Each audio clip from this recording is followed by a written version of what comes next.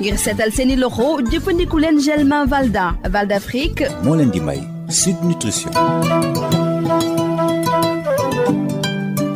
asalaamaaleykum mbokk déglukat yi docteur Bintou Cheikh Seck maa ngi lay nuyu. maa ngi lay fay Rosalie. tey nag lu ñuy waxtaanee mooy wàllu kaane moom mooy suñu chronique numéro 266 docteur lan nga ñu mën a xamal ci kaan yi. waaw kaan yi xeetu fruit la boo xamante ne mi ngi jóge ci garab yoo xam ne ñu ngi leen di tuddee ci nasaraan capsicum te ma leen di xamal rek ni am na lu ëpp ñaari junni. variété wu kaan yi maanaam kaan yi yoo xamante ne dañoo ute ci àddina wërgal këpp du ko dalee poivron yi ñu koy wax kaani salade ak wala kaani bu verte bi kaani bu ñuul bi kaani bi ñuy wax bi jóge Cayenne kaani yooyu yëpp yu baree bari moo am ci àddina bi mais man kaani yi may waxtaanee tey mooy kaani yëpp yi nga xamante ne moom la ñuy def ci suñu cin yi suñu togg yi di ko pour mu saf te mooy kaani yi nga xam ne yii dafa xaw a saf am na yoo xam ne dafa saf bu baax a baax mais yooyu moom laa bëgg a waxtaanee tey ci suñu chronique bi. naka la ñu mën a tënkee li nga xam ne moom la kaane ëmb maanaam composante yi ci nekk. lu ci ëpp ci ferñeent ci kaani mooy vitamine A ak vitamine C. waaye kaan yi li ko ëmb li gën a am solo li ko ëmb mooy li ñuy wax capsaïcine boobu benn élément la boo xam ne moom mooy tax kaani bi di saf ci suñu gémmiñ di lakk suñu gémmiñ di lakk suñu làmmiñ et puis ñu xam ne ni kaani lu mu gën di bari capsaïcine boobu rek li gën a di saf. docteur ci wàllu wér-gu-yaram est-ce que lekk kaane mën nañu amal njëriñ. alors kaani bi pour ñi nga xamante ne ñoom mën nañ ko supporter parce que bugguma kenn koo xam ne supporter wul kaani dem di ko lekki mais ñi nga xamante dañ koy supporter gis nañu daal di kaani mën na déjà accélérer li ñuy wax digestion maanaam reesaayu ñam yi moo tax sax ñu bari bu ñu ñàkkee appétit dañuy lekk kaani parce que dañuy gis ne ni kaani bi dafay yokk seen appétit ñaareel bi mooy kaani dafa mën na baax ci ñi nga xam ne dañuy faral a seere parce que kaani dafa mel ni benn espèce su laxatif parce que dafay dem ci boutique bu mag bi di ko yëngal su ko defee la ca nekkoon kii gannaaw kër yi mën a génn. ñetteel bi mooy gis nga kaan yi ñu bari dañoo gëmoon ni ci wàllu science même ay scientifique dañoo gëmoon ni kaan yi ci liy joxe ulcère ci la bokk waaye en fait li ñu science bi woon mooy ne loolu du dëgg en fait kaan yi doomu jàngoro bi nga xam ne mooy joxe ulcère mu tudd Helicobacter pylori kaan yi boobu day rey doomu jàngoro boobu donc dafa sax baax ci ulcère. et bi may mujjee nag mooy ne gis nga capsaïcine boobu mooy wax nga xamante ne moom mooy saf ci suñu gémmiñ bu ñu lekkee kaan yi ci médecine ci wàllu médecine moderne dañ koy jëfandikoo ngir mën a seral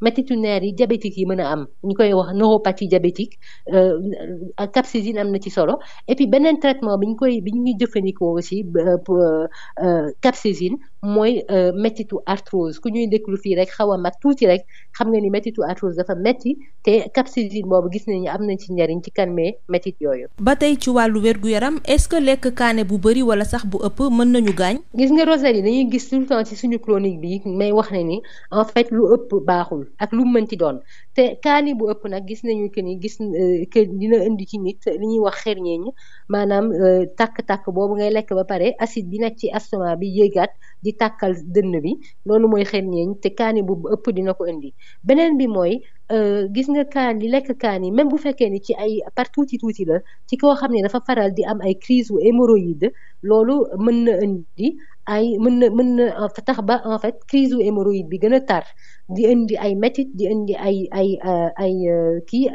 deretal ak ay aussi luy xasan ci foofu ci gannaaw et puis nag surtout ci nga xamante ne mi ngi dem di wër di dem gannaaw kër te am crise d'hémorroïde boobu te lekk kaani ay bi may mujjee nag te boobu bii moom garaaw na mooy ne gis nañu ni nit yi nga xam ne dañuy faral di lekk kaani bu fort ñooñu seen risque am cancer u estomac moo gën a bari que ñi nga xamante ne seen lekkum kaani duñu lekk kaani wala seen lekkum kaani dañ koy yemale donc nañu def attention ci excès yi. waaw léeg-léeg nag ñu lekk kaane ba suñu gémmiñ di saf-sap docteur loolu bu ñu dalee naka la ñuy def. alors xam nga en général bu ñu lekkee kaani bu nit ki lekkee kaani bu saf li muy njëkk a def mooy naan ndox en fait loolu ça amul njëriñ ndaxte ndox ak kaani ak capsaïcine bi ma doon wax sànq duñu booloo donc ndox mi du mënal capsaïcine bi dara du mënal kaani bi dara en fait li nga xamante ne moo gën a baax ci calmer ci vraiment seral mettitu kaani boobu bu saf bi mooy naan meew ndaxte protéine bi nekk ci meew moom dafay éliminer capsaïcine boobu ba kaani bi dootul saf suñu gémmiñ. nga fàttali suñu page Facebook. mooy Sud Nutrition ñu leen di ñaax ngeen ñëw laaj ñu seen i laaj suggéré ñu ay thèmes et puis xam leen ne am nañu ay chronique vidéo ak audio yu ñu posté ci page bi. may jaajëfal Val d'Afrique di la jaajëfal docteur Bintou Cheikh Seck. jërëjëf Rosalie. ngir seetal seeni loxo jëfandiku leen gel main Valda Val d'Afrique. moo leen doon may Sud Nutrition.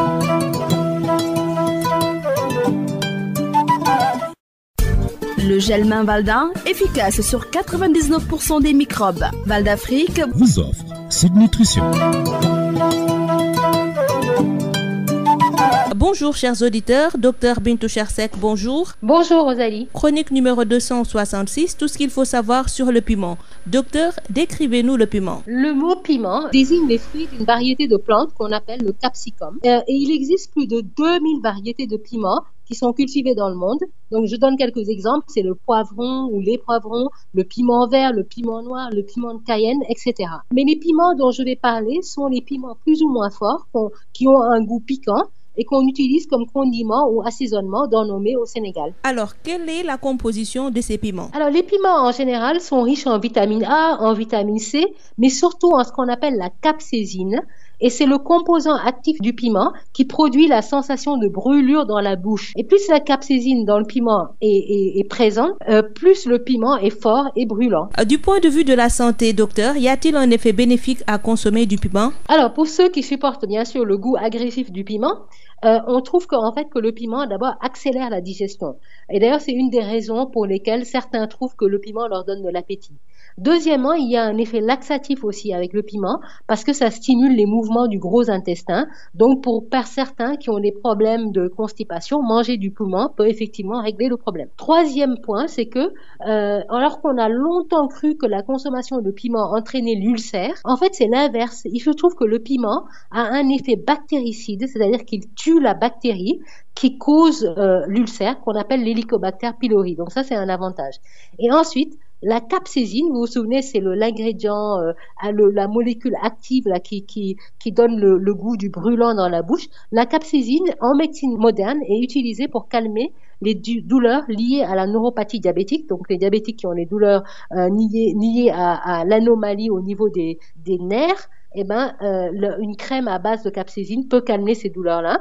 Et puis la capsaïcine est aussi utilisée dans les traitements des douleurs d'arthrose. Donc c'est très intéressant. Docteur, y a-t-il des effets délétères à la santé avec une consommation régulière ou même excessive de piment? Oui, Rosalie, comme pour tout, l'excès n'est pas souhaitable.